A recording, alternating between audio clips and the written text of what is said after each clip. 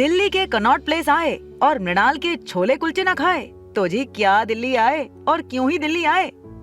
सुबह से शाम शिवम ये आवाज लगाते थक चुका था। आज घर जल्दी जाना है तो उसने पाजी को फूड ट्रक बंद करके जाने को कहा और वो भी सामान समेट कर निकल पड़ा। लेकिन तभी उसे आभास हुआ कि 2 आदमी उसका काफी देर से पीछा कर रहे हैं, जिन्हें देखकर वो और तेजी से भागने लगा। पर तभी शिवम का पैर पत्थर पर पड़ा और तेजी से उसकी तरफ आ रही एक बड़ी बेंटले कार में शिवम को उसका अतीत दिखाई दिया। आप लोगों ने मुझे ढूंढा कैसे? आपसे बेहतर कौन जानता है कि हम जिसे ढूंढना चाहें उसे पाताल लोक से भी खींच निकालें। फिर आप तो यहाँ दिल्ली में ही मिल गए। क्यों, सही कहा ना मैंने मिस्टर शिवम शाह? मेरा नाम शिवम शाह नहीं, शिवम गांधी है। और मैं आपको कह चुका हूँ, अच्छे से समझा चुका हूँ कि जो आपको मुझसे चाहिए वो मैं आपको नहीं दे सकता।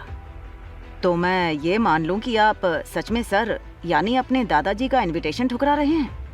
आप जानते हैं ना कि आपकी रगों में शाह खानदान का खून दौड़ रहा है। वो शाह खानदान जो सिर्फ दिल्ली में नहीं, इंडिया में नहीं, बल्कि पूरे वर्ल्ड में मशहूर है। भाड़ में गए आपके सर। जिस पल उन्होंने चुपचाप खड़े होकर मुझे और मेरी माँ को अपने बेटे के हाथों बेइज्जत होते देखा, उसी वक्त से उनसे मेरे सारे रिश्ते नाते खत्म हो गए। हाँ, जो हुआ वो गलत था, लेकिन उनके पास कोई चारा नहीं था। वो मजबूर थे। पिछले 2 साल से उनकी तबीयत बहुत खराब है और उन्होंने ही हमसे कहा था कि किसी भी कीमत पर आपको उनके पास ले आएं। कोई तो राज है, लेकिन उनका काम अब आपके बिना नहीं चलेगा, ये तो साफ है। उस आदमी की बातें सुनकर शिवम को 15 साल पहले हुई घटना याद आ रही थी, जिसने उसकी जिंदगी पूरी तरह बदल दी। उसकी माँ जमीन पर गिरी पड़ी है, उसके माथे से खून निकल रहा है और कोई उसे मार रहा है। पास में खड़े दादाजी कुछ भी नहीं बोल रहे। इस दर्द भरे मंजर को भूलकर शिवम ने कहा, देखिए, मैं आखिरी बार कह रहा हूं, वो दिन मैं कभी नहीं भूल सकता।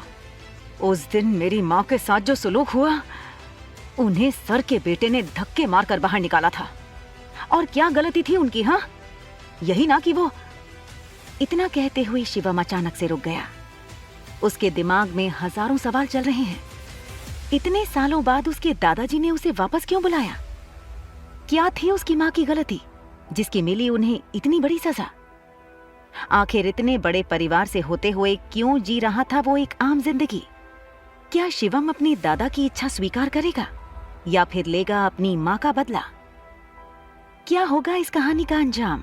ये अभी जानने के लिए क्लिक प्ले नाउ और सुनिए Shivam the hidden warrior, only on pocket FM।